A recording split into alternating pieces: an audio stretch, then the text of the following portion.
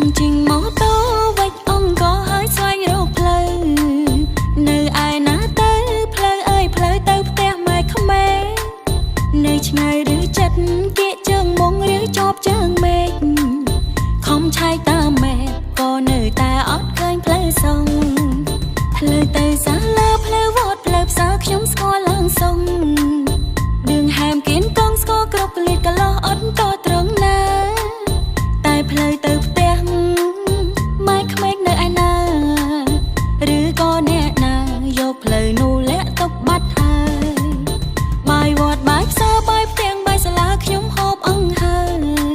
អាយុជាង30ផ្លែប៉ុន្តែនៅឡើយហូបបាយផ្ទះម៉ែក្មេករសជាតិ